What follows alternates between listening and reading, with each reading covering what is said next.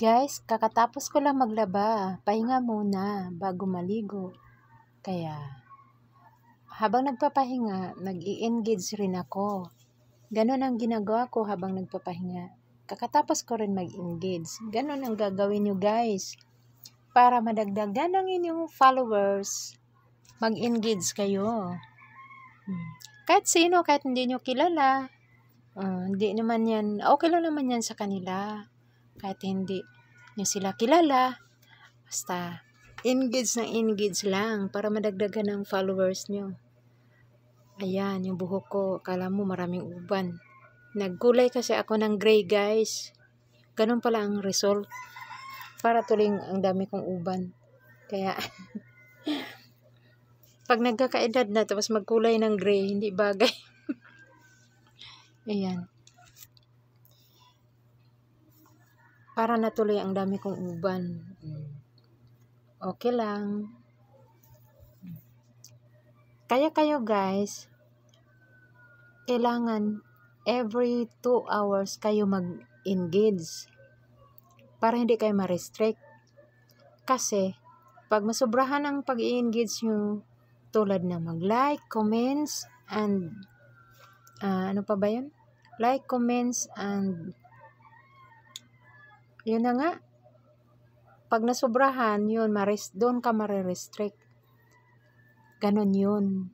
Kaya, pag naka-engage na kayo ngayon, mga oras na to, magbibilang kayo ng 2 oras bago mag-engage ulit. Para hindi kayo ma-restrict. Maniwala kayo sa hindi guys. Mula nang ginawa ko tong account ko na to na bago, mulat sa poll, hindi pa ako na-restrict. Sa awa ng Diyos. Kasi syempre, may experience na kasi ako kaya alam ko na ang gagawin. Dati nung sa mga 2 account ko, kasi pangatlo ko ng account to eh. Yung ibang account ko, yung pinakauna kong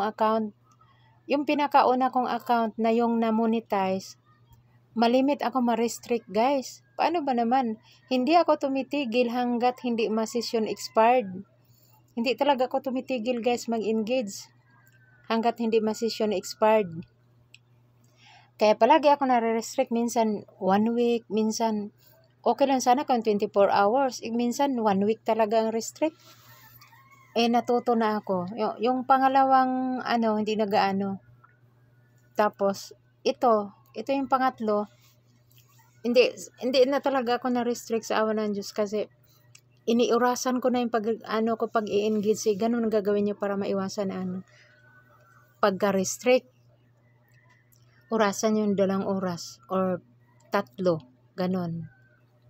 Kasi para hindi kayo restrict yung pag-follow, like, and comments. Kailangan orasan nyo yan, 2 oras.